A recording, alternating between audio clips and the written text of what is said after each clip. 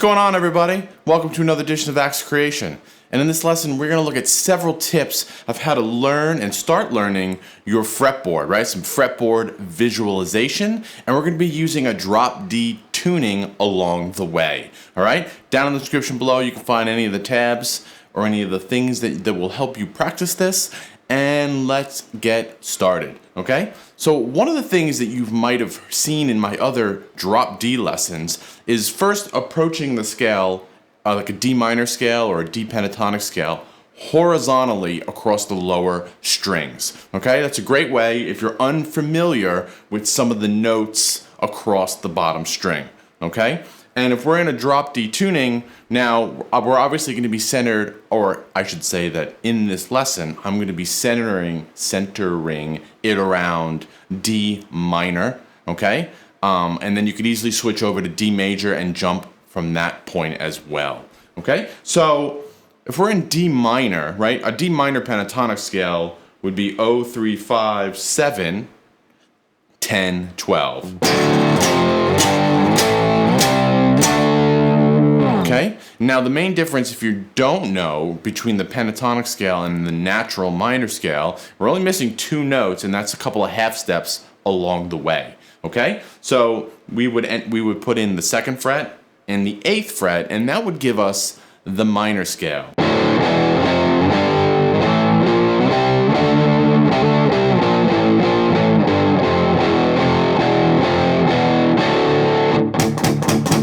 Okay. So now, look up the D minor scale, what notes are in the D minor scale, and plug and play as you go up, okay? You can easily do this for D major, and you can easily do this for E minor and E major in standard tuning, right? Which you should definitely do, all right? Especially if you're into Metallica, it's a great way to kind of get a feel for all of those notes in standard tuning, all right? And this is, a majority of this lesson is not focused on the low strings, it's more of the rest of the fretboard, okay? I just thought this was a nice platform to jump off of if you're coming here new to drop D tuning, okay? So we can quickly and easily make all of these chords major and minor and introduce the idea of what a chord scale is, right? And that's just giving us every chord in the key of D minor found on all of these root notes. And it's a simple formula, A plus B equals C, for every key in every scale. Okay, so just so you know, the minor version, or a minor chord, would be, let's just say, 5, 5, 8, right? 1, 2, 3, 4, four half steps higher. That would give us a minor chord. And if we step up one more, a little bit of a stretch, that's going to give us a major chord, and you can easily go through and have some really nice melodic chorusy type riffs doing such a thing, right? So it's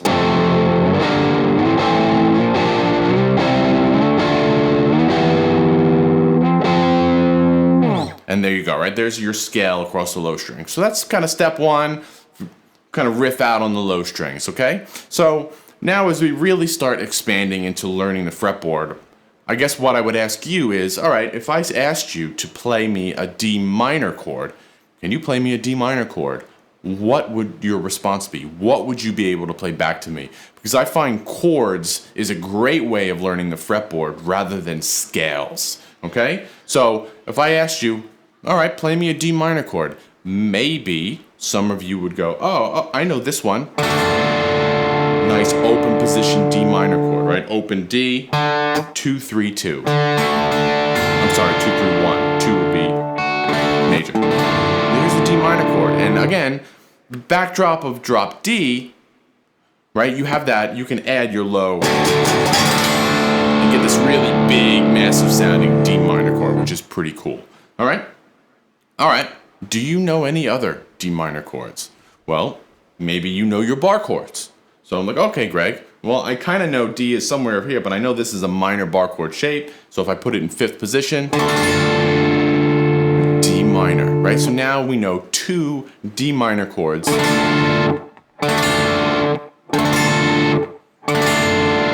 And again, they're going to sound cool over that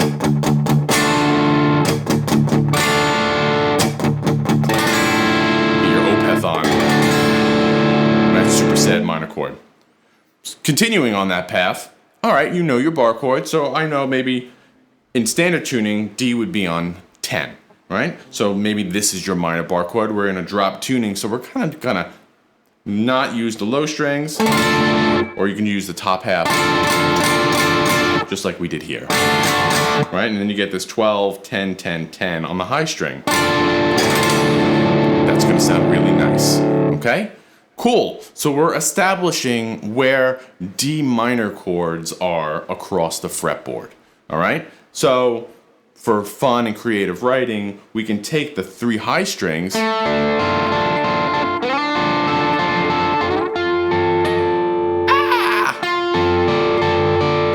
right? So you have those little D minor triads on the high strings, and that's gonna sound cool.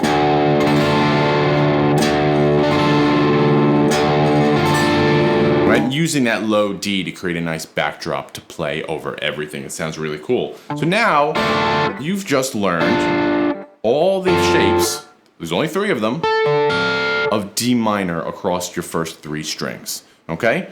And you can easily, like I said, you can easily change that to major, right? And you don't have to memorize 100 different chords, you just have to learn 3 shapes and then move them around. And there you go, you're playing minor all around. And you can take your time, write out the notes of those chords, write out the notes and the intervals in each one of these, right? And slowly start learning your chords and where the root note is in all of them. And what I mean by that is that your root note in this chord is on the 2nd string.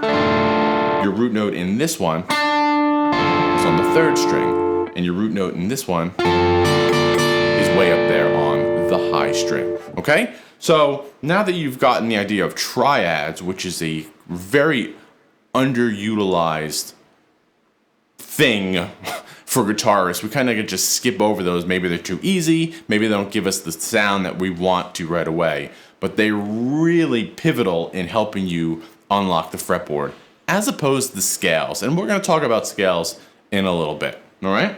So what else can we talk about? Let's expand on those triads ideas, right? We can do that on every single string set, right? So we can kind of expand our chord, right? Most of you who like sweep picking might like a shape like that, or right, these big sweeping arpeggios. Well, just break them up. So we can have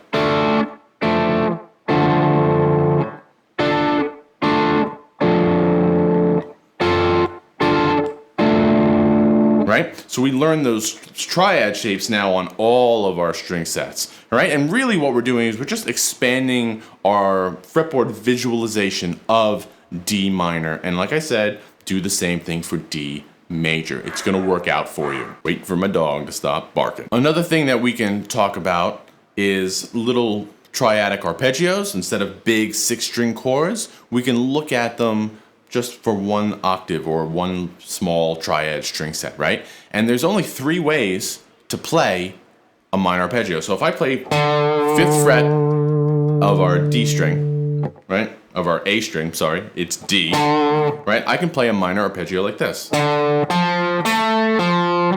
get this nice backward slanting diagonal chord. Great for cool arpeggios. Well, I can play those same notes like this. Right, 5 on that same root note, and then 2 notes on the D string. Right, 3 and 7. Cool? Now, we could also play it with my first finger this way, right? So it's kind of have this back slanting view, this vertical view, and now this forward slanting view. So now 2 notes on the 5th string, 1 note on the D string. 5, 8, 7, right?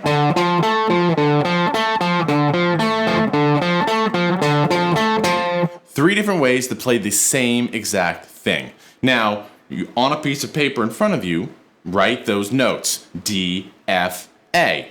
right? So you're really learning the notes of a D minor chord are D, F, and A. And over time, they'll sink in, right? But we're learning where our root note is, and that's the most important thing. It's kind of what I quickly want to talk about next, right? Or I probably should have mentioned this earlier, but if we're going to be in D minor, where are all of your D notes on the fretboard, right? Obviously, we have open, and we have open 4th string. We have the 5th fret on 5th fret, 5th string, right? A standard octave shape is skip a string like a power chord, but we skip a string. So we have 7 right here, okay? We can play behind the note or in front of the note, right? So we can go behind the note, 5, skip a couple strings to 3 on the 2nd string. And there we go. We're starting to learn where our D note is, right? And over time, that'll sink in. Oh, yeah, 3rd fret on the 2nd string, that's D. 7th fret on the 3rd string, that's D. Right here, right? Same concept in a different position. 12 on the D string, and then 15 on the 2nd string. 15 minus 12 is 3. 15 is the same fret as 3rd. And see what I did there? Take the note and slide up. Get used to seeing that span, that octave. Right? Like that. And so on. Have some fun with that. Right? Get used to where those notes are. Okay? So now that we're starting to learn where those D notes are, well, we can talk about scale fragments or scales in a second, but really, as maybe a lead guitar player, beginner blues player, beginner rock player, we play melody on the guitar, right? So can we do a simple D minor sounding melody? And nothing crazy. I'm talking like, right? D, right? And we can take it a step further and, what intervals are we playing? What notes are we playing? And that's important, right?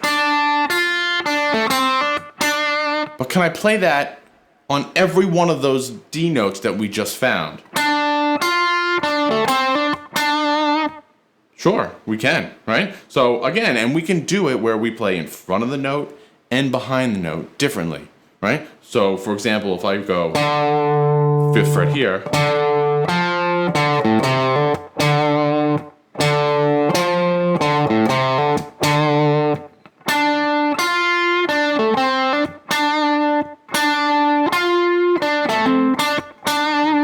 right? I can take it up an octave.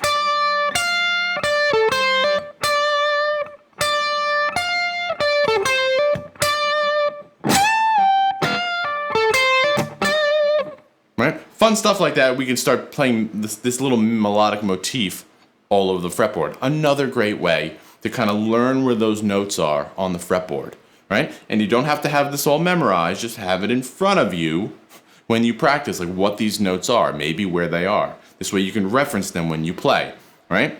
When an orchestra or symphony is learning a piece of music to perform, they have the music right in front of them. You don't have to memorize everything from the beginning, okay? And lastly, let's talk about scales.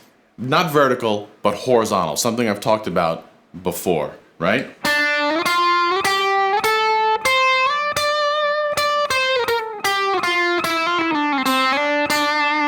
Being able to play a scale, minor or pentatonic, horizontally, right? And a really important thing is to help along with those scales is what a minor scale fragment is, right? So a scale fragment is just a small piece of a chord, of the scale, right? So for example, if I play, right, 3, 5, 6, right? I'm starting on D, whole step, half step. I'm playing a minor third, D and F, which we've kind of done with our arpeggios. And I'm just putting in the second note of the scale in, right? Anytime I do this, that's going to imply a minor sound. So can I go?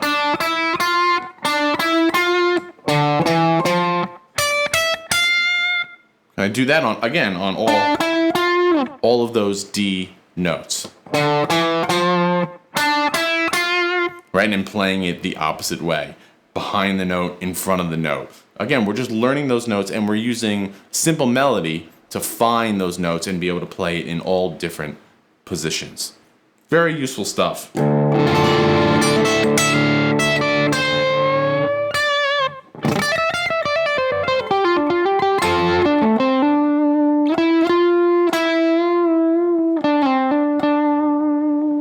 Right? Break out your girlfriend, your boyfriend just broke up with you, and you're really just milking it. Cool? There you go. Several ways to kind of start your fretboard navigation. And if you guys like, leave me a comment below and we can kind of deep dive more into every one of these topics. This is just more of a nice gloss over on all the different things that you can do to start building your vision across the fretboard. All right? Down below in the description, you can find a link for the tabs. And as always, let me know what you come up with. So until then, I'll see you next time. Thanks a lot.